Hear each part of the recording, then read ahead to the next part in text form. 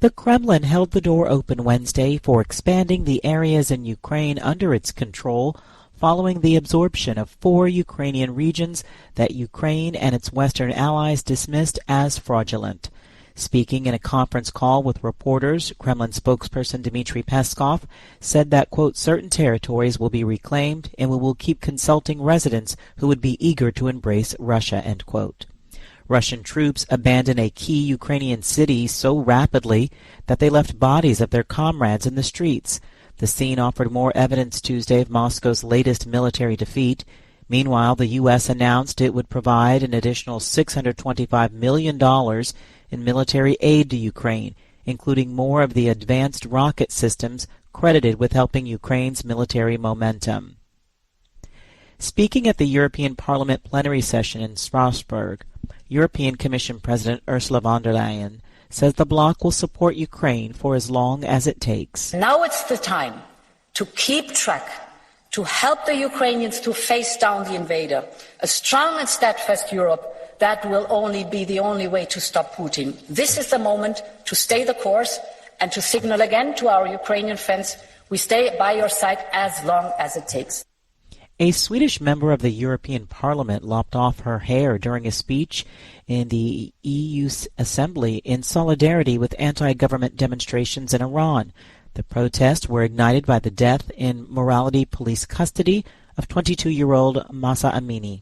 The Iraqi-born parliament member said, quote, until the women of Iran are free, we are going to stand with you, end quote. And then she took a pair of scissors and cut off her ponytail. A famine could be declared in Somalia within weeks, affecting hundreds of thousands of people in 2 of the country's worst drought-affected areas and in displacement camps. AP correspondent Charles de Ledesma has more. Such a declaration is rare and a sign of the dire consequences from the worst drought in decades in the Horn of Africa. Mohamed Ahmed Duriye and his family left their seaside city on the northern edge of Somalia to escape drought and hunger. He tells the AP, if you walk some distance out here, you'll see lots of bones, lots of animal bones piled on top of each other. He adds, what's happening to us is severe drought and political instability.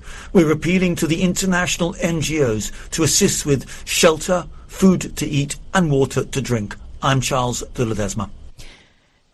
Japanese Prime Minister Fumio Kishida will likely visit Australia to meet his counterpart, Anthony Albanese, later this month, public broadcaster NHK reported Wednesday. They are expected to confirm cooperation between the two nations over issues such as security, according to the report. The U.S.'s gross national debt has surpassed $31 trillion, according to a Treasury report released Tuesday that logs America's daily finances. VOA's Tommy McNeil reports. Edging closer to the statutory ceiling of roughly $31.4 trillion, an artificial cap Congress placed on the U.S. government's ability to borrow, the debt numbers hit an already tenuous economy facing high inflation, rising interest rates, and a strong U.S. dollar. And while U.S. President Joe Biden has touted his administration's deficit reduction efforts this year and recently signed the Inflation Reduction Act, which attempts to tame 40-year high price increases caused by a variety of economic factors, economists say the latest debt numbers are a cause for concern. The Congressional Budget Office earlier this year released a report on America's debt load, warning in its 30-year outlook that if unaddressed, the debt will soon spiral upward to new highs that could ultimately imperil the U.S. economy. Tommy McNeil, VOA News, Washington. American actor Alec Baldwin and producers for the Western movie Rust have reached a settlement with the estate of the movie's cinematographer Helena Hutchins, Deadline reported on Wednesday, citing a statement from Hutchins's husband. She was shot dead on set during filming last year. As part of the deal, Hutchins said that he will become executive producer of the movie and that it will resume filming in January. Baldwin and others could face criminal charges over Hutchins' death, a New Mexico prosecutor said in September.